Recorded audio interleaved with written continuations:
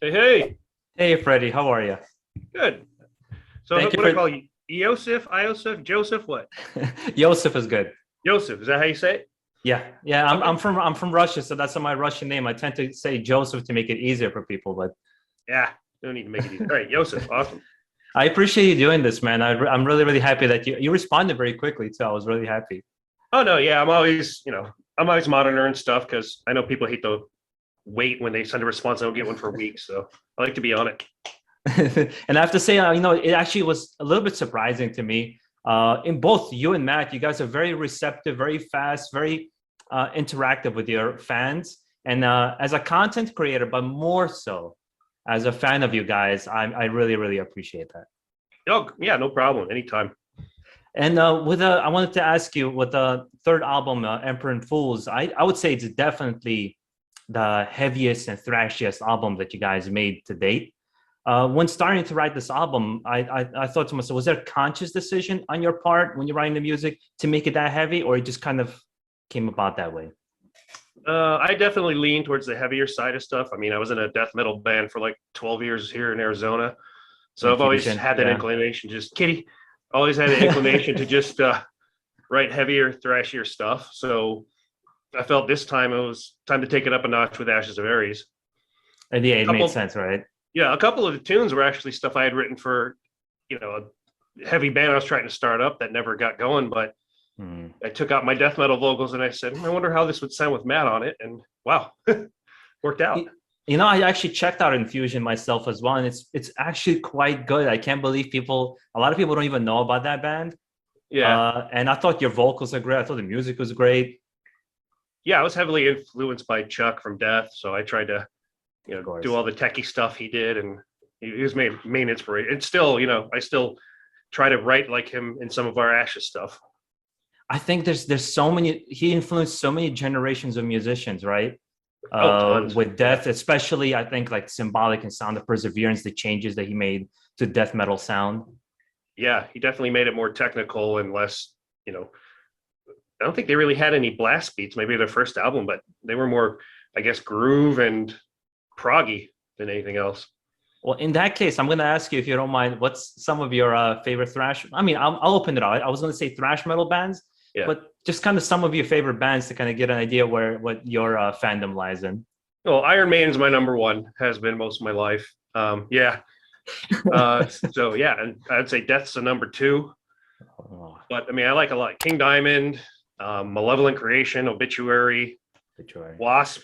You know, like as far as metal and stuff, other non-metal like Red Hot Chili Peppers.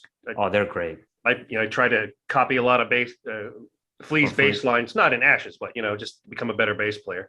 Primus, the Commodores. Anything with a good bass line, I like. Primus is an experiment in weirdness for me. Every time I've checked them out, they're Yeah, so different and so out there.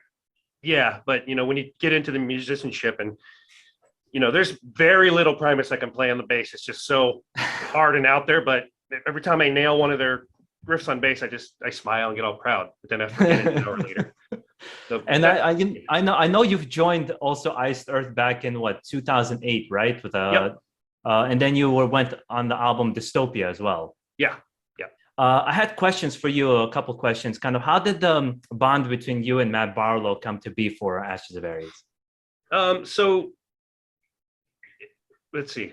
So we first met at John's studio house to practice, and we talked very little because we're all there for business. But as we went and traveled and we got to stay in hotels together and stuff, we realized we were very similar. He had a career, I had a career. The other guys didn't really have careers; they just had jobs. They could leave and come back to anytime they wanted. Mm-hmm. And so, Matt and I were both married, so we had a lot of the same responsibilities back at home, and a lot of you know the same interests, and we could talk about a lot of the same thing. And our wives trusted us to be together without getting into any trouble, which is Yeah, good. yeah. So we bonded a lot. Every time we would have to share hotels, me and Matt would bunk up, and we just got along really well, and it just blossomed from there, I guess. That's awesome. Because you know what it is? It's just I feel it. I personally feel when I'm listening to Ashes of Aries, all three albums, you do feel there's chemistry between the musicians when the music is written. At least for me personally, and like it just sounds good. I feel sometimes I've listened to bands where it almost feels like there was a fight for creativity. Right. Yeah. Whereas here, I don't feel that. It feels like there's input from both sides. Yeah. And that's the great thing about, like, if I write a riff and he likes it, then we use it. If I write a riff, he doesn't, we don't use it. And same with him. If he sends me something, I'm just like, I'm not feeling it, then we just don't use it. We don't argue or be like, no, you got to try this, man. It's a great partnership because we're just, okay, you don't like it, then we don't use it. Simple. Yeah. And if you don't mind me asking, also during the process, I don't know if you have got to see the process of writing Dystopia. I always wondered I mean, like Ice Earth is my favorite band of all time. Is John very close guarded in the writing process, or is he open to input and ideas? He's open to, I mean, all the stuff's his. He's open to input, but he has to really like it and really think it'll fit. If he doesn't think it'll absolutely fit 100%, it doesn't get used. Simple as that. So yeah, there are some riffs that, Troy, our other guitar player at the time, had input on and stuff. I sent him a few things that ended up on Ashes of Aries albums that John didn't think worked, which is fine. So, but no, he's very close guarded as far as that. But I get it. If it's his baby, it has to sound perfect. And if it doesn't, he's not going to accept any, mediocrity. Well, I always looked at him almost like George Lucas of music. Like, George Lucas and Star Wars very close guardedly had this thing because he had this vision for the band that he wanted to create. And so it could be something really awesome you come up with, but it's like, it's not my vision or what I saw for myself. I got to keep going in this direction. Oh, yeah. And remind me later, I'll tell you a funny Star Wars story about John and Matt. Oh, I have to ask you about that. Yeah. So another thing I was going to say about the Dystopia thing is, so before he shared the songs that he had done, I asked him, hey, are you open to input songs? He said, sure. I sent him a bunch of songs and he goes, well, that sounds like something I could write. And so he didn't. And so I kind of smiled. I said, well, I guess I nailed it. Yeah. You know what? You actually went ahead a little bit because I was going to ask you. I said the same question to Matt when I got a chance to talk to him. Is that again? I'm a huge fan of Ice Earth. I mean, it's like one of those things. Like I know that the whole discography back up and down, like Iron Maiden and Judas Priest. Oh, nice. And I almost expected when I heard Ashes of Aries to be like Ice Earth 2.0. And when I first listened to the first album, the initial feeling, your expectations don't match what you hear. Yep. And there was a slight disappointment. But as I started listening to it and listening the second, third time, it's like, oh, shit. And you get into the groove and you understand we're not trying to do the same thing. Yeah. We're trying to do something different. And you get into the groove of it. But a question came to my head. I asked Matt as well is, do you feel any pressure writing music, knowing that you guys are going to be working together? There's going to be certain expectations from you or something like that? No, because we have to like the music ourselves. So, we see people, it doesn't sound like Iced Earth, or it sounds just like Iced Earth. You'll have 7 different opinions about the same riff. If you try to write for one of those opinions, you're going to have the other 6 that think you suck. So the only way we can win is to write stuff we like. And then if everybody else likes it, great. That's how we've always approached it. We have to like it. And then everybody else is welcome to like it if they want to or not. I think it was Gary Holt from Exodus said we made one album for the studio. He's like, and I'll never do that shit again. Yeah.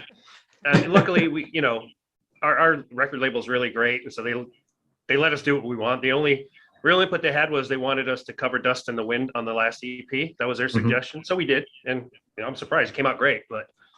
Yeah, I think covers are really cool. I think fans enjoy covers in general. Yeah. Once in a while, it's fun to throw that out there. And actually, Matt also pointed out that you guys are very much free to work, to do whatever you want. And I think it's so nice for me as a fan to hear that there's no limitations on you. You can do whatever the hell you want. Because I think on this album in particular, it shows. I think it's the best album that you guys released so far. It's just so tight. Like everything to me, it was the best. And I really like the other 2 albums. Oh, thanks, man. Yeah. And the thing about the Iced Earth comparison, a lot of people say, oh, if a riff sounds like Iced Earth or something, in their opinion, I always tell people, well, it's not surprising. John and I have a lot of the same influences. John's a huge Metallica fan, huge Maiden fan. John and I like a lot of the same bands. So it's not surprising that over the course of our lives, he's going to play a certain style and I'll get close. I mean, I will never be able to play like him. The guy's an amazing machine. like I'll never be able to touch them technicality wise, but similarly, we're going to write similar things because we've both been brought up with the same style of music. Do you have a favorite song on the new album that you were like so particularly proud of? There's a couple. I'd probably think Monsters Lament, just because it was kind of my baby from, I kind of thought up the whole thing, and it was one of those things where, wow, I wonder what people are going to think. I hope they think it's good, but it could be a total flop. I felt a lot of apprehension about what people would think. They would think it's too long, or you have two of the best singers, in metal, and you screwed up using them. So that was all going through my head. And so luckily, overwhelmingly, it's been positive. Oh, I didn't know that there was that collaboration with Tim Ripper Owens. And I'm just listening to the album. I got it early for a review, and I'm listening to like, wait a minute, is that fucking Tim Ripper Owens? It was such a surprise. And as I'm listening, how long? Wait a minute, it keeps going? I'm like, it's like Dante's Inferno, but it's there. And I went like just completely ballistic. I'm like, oh my God, this is so good. Cool. Yeah. No, glad we got you. And for me, Iron Throne, I was so into that song. I mean, I love the whole album, but that, like, I heard the heaviness that you kind of brought to the album with that song, and I loved it so much. I just wanted to also make sure I point that out to you as well.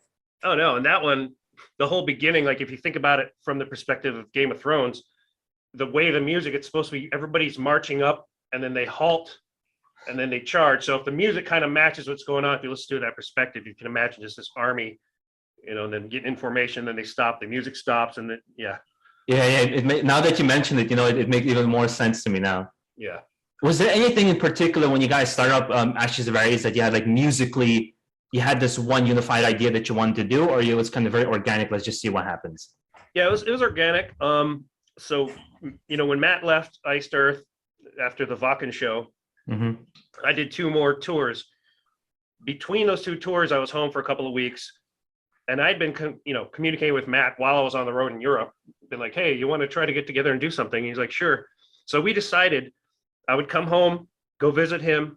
We would just jam for a few hours, and if something happened, it happened. If not, then that would be it. So I had the intro riff from This Is My Hell, the acoustic-y part, which basically I ripped off King Diamond's A Visit from the Dead. That's where I got it from.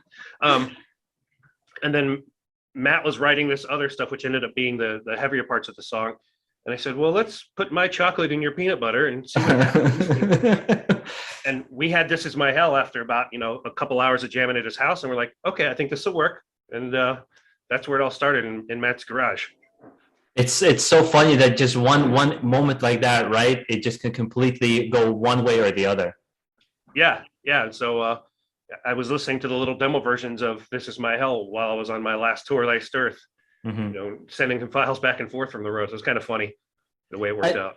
It's another thing I was actually going to ask you about. When Matt mentioned that you guys obviously don't have the time, especially with COVID and everything going on, to go to a studio together and record this, that you guys essentially send files to each other back and forth across the country. Yeah. What is the biggest challenge in that process? There isn't one, I don't think. I actually prefer it because when you go into a studio and write with people, one, you're on a time crunch because you're spending money every second you're there. So and I've done this with my own band Infusion, where we've gone and done stuff and we just had to sacrifice trying to improve the song because the clock was ticking and our bank accounts were going down. So this way we can take as much time as we want, listen to it over and over again, polish everything up as best as we can, rather than trying to rush something in a studio because your budget's dwindling down, or, the next band has to come in and have the space. And do you record everything in your own home studio, or like the guitars and? Yeah, the guitars and bass I do right here behind me. Matt does all his vocals at his place. The drums, Van Williams did them at his place and had his little studio guy out there mic everything up and send us files, put everything together. That's awesome. I was going to mention Van Williams, Nevermore, great band as well. Oh yeah. And Matt's Van, we love the guy to death, so we're happy to have him working with us as much as we can. And from the feeling that, I've interviewed, I'm new to the content creation and everything like that. And the one feeling I got from every band that I've interviewed up to this point is it could be slightly demoralizing, with the streaming services and how bands just don't get paid a lot. A lot of people do it for very much the love of the music. Yeah. Especially with touring right now being postponed or canceled or whatever it may be. And I know you guys have regular jobs, but I imagine balancing the two could be very difficult. It could be time consuming. What keeps you motivated to keep going when it could be a little bit demoralizing? Um, I don't really find it demoralizing. I mean, I understand how things are. I'm not expecting to, make any money at all off of this. So when you go into it with that expectation, you're not going to be disappointed. um, I've I make I'll never make any money doing music. So I do it for the love of it because I like to do it.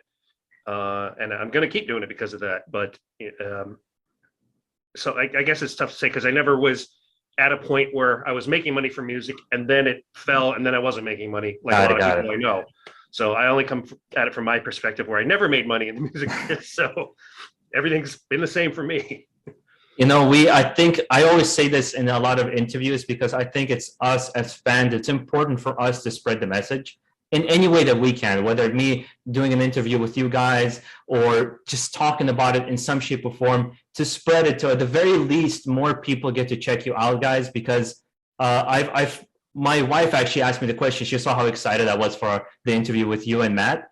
And she's asking me, are they a popular band? I'm like, I think they're a popular band. I'm like, but I don't think they're popular enough. I want them to be even more, so many more people should be checking them out.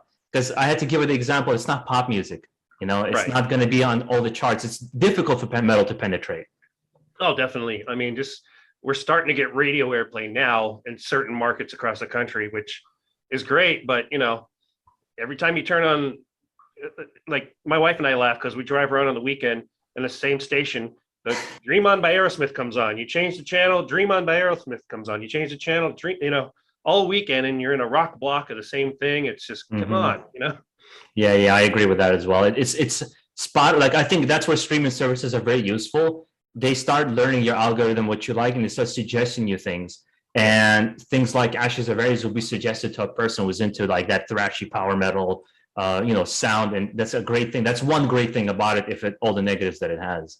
Yeah, that's true. I mean, I think we are definitely reaching a lot more people, especially with this release. So it seems like the one that picked up just a lot of steam. I haven't seen one bad review on it from what I've read so far. Yeah, we've seen a couple, and it's fine. No, but what I've noticed about the really bad reviews, they're very visceral. And the thing they have in common is so the funny thing is when I read a foreign review, like in a language I don't understand, and you do the Google Translate, before I do the Google Translate, blah, blah, blah, blah, blah, Ice Earth, blah, blah, blah, Dante's Inferno, blah, blah, blah. So I already know what they're going to be saying. Yeah. Because it's the same thing. It doesn't sound as good as Dante's Inferno. It doesn't sound like Burnt Offerings. It doesn't sound like this. And I'm thinking, yeah, it's not supposed to. Yeah, but you know what it is? It's I'll say this as an Iced Earth fan, and again, this is a total love for John and everybody that's there. But there's a period in Iced Earth. It's almost every band on the long enough timeline. Unless you're Iron Maiden, I don't know how they do it with every album that's just great. A lot of bands, there's a moment in time it does go down. It's like it's not always going to be at this top tier level that everybody expects it to be, and you really have to separate the two beasts. Ashes of Aries is just a different beast. Yeah, and that's the thing. I'm glad this album's doing really well, but now I'm like, man, we have to top it next time. Oh boy, that's where the pressure comes in. Are you the type of person that wants to take a break for a little bit before you start writing again, or you just have I need to start writing again? I have ideas. There's no real formula to it. Okay. I have a lot of things to get through. We have another video coming out, so I have a lot more things to finish off with this album cycle. And then once that's done, then I'm getting back into it. And I think Matt mentioned it, but I'll ask you as well. Obviously, if the environment permits it, would you guys be doing some kind of shows around US or? Because I would love to see you guys in New York. Yeah, we're trying to book stuff, but the problem we're having is a lot of these places just don't even respond. I've contacted like 30 venues in a certain area of the country. And, I've gotten a contact from 3 people. So we're trying to book stuff. It's difficult. It's just like the communication is my biggest pet peeve. Like just email back, say, we received your email. We'll get back to you, or go to hell. Just give me something, Yeah. I'm a personal trainer. Trust me. I know how that feels. Yeah. So it's just communicate. That's all I want. So we're trying to work on stuff. We're definitely open to it. We want to play. We're trying to. As far as Europe goes, we're just going to wait until all that stuff calms down, because there's too much money and stuff at risk to even try to book anything if it gets canceled. Yeah, that I've heard that a couple bands, especially from Australia, they have a hard time because they're relegated to a small country with a couple venues. And for them, it has to make sense to travel out to Europe or United States. It has to be a bunch of shows. Otherwise, it just makes no sense. Yeah. And if a place can change the rules at a whim and all of a sudden you aren't allowed to cross the border into another country for some reason, you can't bank on that kind of thing. And what I would also want to ask you, it's again became kind of my favorite question to ask everybody, because you get really interesting answers, is what is your proudest moment as a musician that you've had so far? There's a couple. If I had to pick one, it was playing bass on stage with Down, because Phil Anselmo and I got along really well. And so I'm in the photo pit in front of the whole crowd of 6,000 people, and he's introducing the song, and then he just yells out in the mic, "Freddie, you gonna come up and jam, brother?" I'm like, "Oh." That's awesome. Yeah. So it was one of those things like, wow, from the teenage me to jamming on stage with Phil, it was crazy. Yeah, that'll be a one to remember. And do you have any bucket list things that's still like, oh, I wish I could get to this thing? Not really. Maybe. Well, done that. I was gonna say maybe opening for Iron Maiden, but I did with Iced Earth. But maybe having Ashes, on a Maiden show. Wait, you guys opened? Where was it, in Europe? Well, it was a festival, so it was oh man, somewhere in Spain, I think Zaragoza. So it was a festival, but a bunch of bands played. Then we took the stage. Directly after us was Slayer, and directly after Slayer was Maiden. Oh, so damn it! It was crazy. I was watching Slayer from the side of the stage, and then our sound guy, as an Englishman, knew all the Maiden guys. So John and I got to go up on stage for Heaven Can Wait. The middle, whoa, whoa, whoa. Yeah. John and I are up there on Steve Harris's side, bouncing around. We were like teenagers, man. It was amazing. Oh man, that's what I don't like about New York. New York doesn't have festivals. Yeah. And we don't get to see those really, really big shows. The only big thing we'll see is Madison Square Garden. It's going to be what? Megadeth, Slayer, Iron Maiden.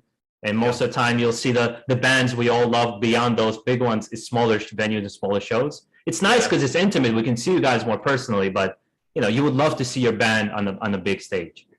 Yeah, yes and no. I mean, we love the intimate gigs too, because you can get right into people's faces. Sometimes when the barricade's 30 feet away, it's like, oh, hey, front row guy, yeah, that can happen as well. And you mentioned, of course, the band that you're in before Iced Earth is Infusion, obviously predates Iced Earth.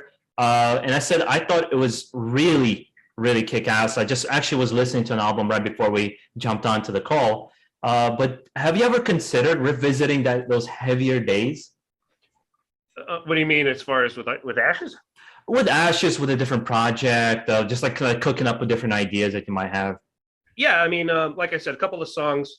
So Where God Fears to Go was a song that I had written from a death metal project I was starting. I had all the vocals, growling, and all that stuff.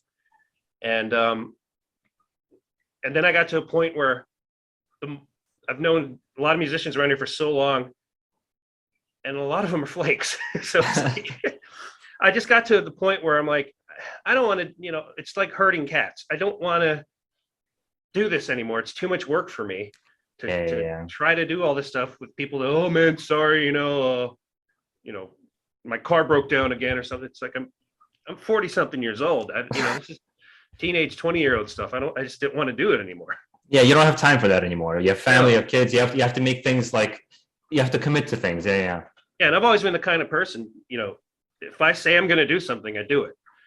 But I run into too many people that, I'll do that, and then they don't follow through. So I just can't deal with that. I hear that from a lot of bands, especially starting bands. Yeah, there's some people be very ambitious and they just want to get this thing done. And a lot of, especially younger people, don't take it very seriously. It's like they think music making is just partying, drinking, and groupies or something like that. I don't understand that there's a business and there's just effort and a lot of things that go into it. Oh yeah. For 1 hour on stage, booking a show in another state, it's 100 hours of work before that. Easy. Yeah. Now I do have to ask you about that. I'm a big Star Wars fan. I gotta ask you about that Star Wars story. So it's, and I only remember this so well because I've told it many times. So we were at an airport, I think in Sao Paulo, and our flight we had like a 4-hour layover or something. So we're in a little bar in the airport, and I'm sitting talking to this woman from Texas because I was living in San Antonio at the time. I'm sitting at a table talking with her because she's waiting too. And then John and Matt are sitting at the bar talking to each other, and everybody's getting really bored. So I go to the lady, I go, "Do you want to see something? I bet I can get them to start arguing."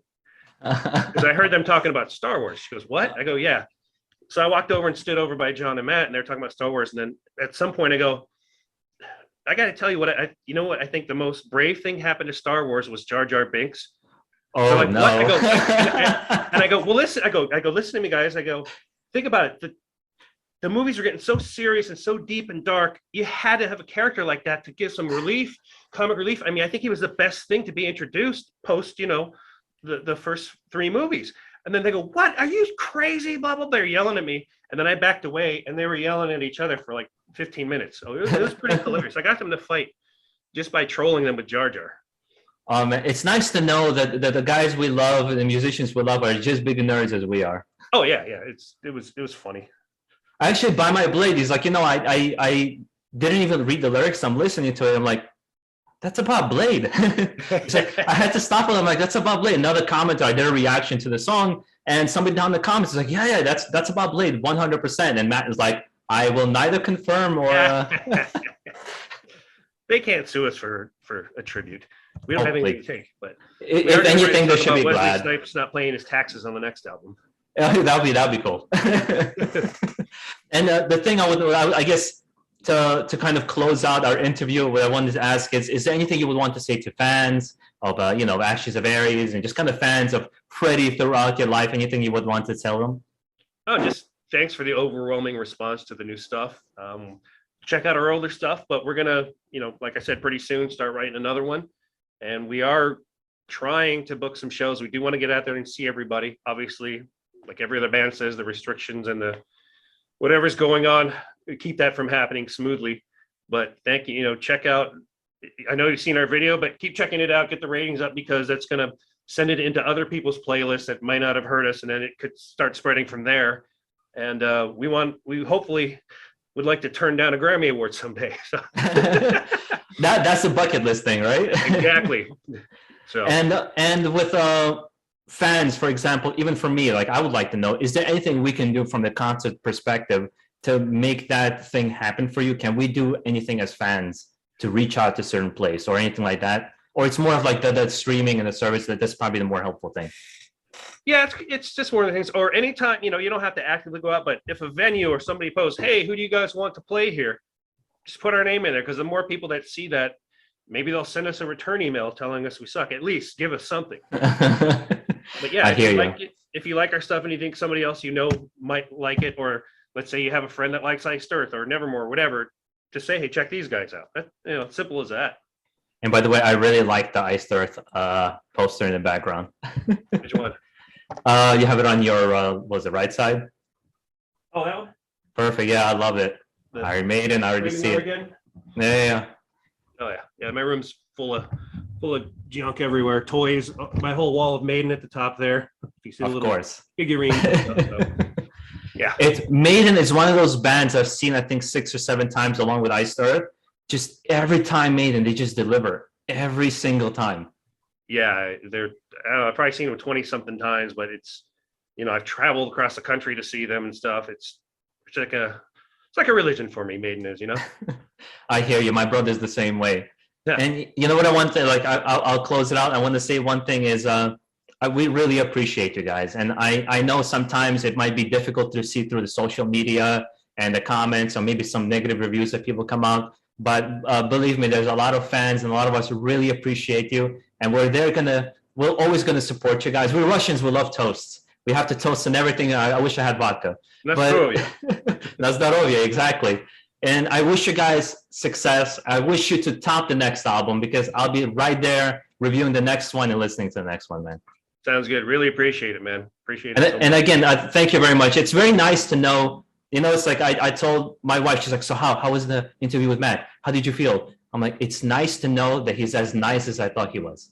Oh yeah, he's a sweetheart. And the same goes for you. It's like it's so nice to see we can connect on the human level. And I'm not going to mention some bands names, but it's like you can't. There's a wall when you're talking to them, you know. And it's just on the human level you connect, and we love you guys even more after that. Oh, thanks. Yeah, we don't take ourselves too seriously. We're just like anybody else. It's nothing. Thank you again. All right. Take care, man.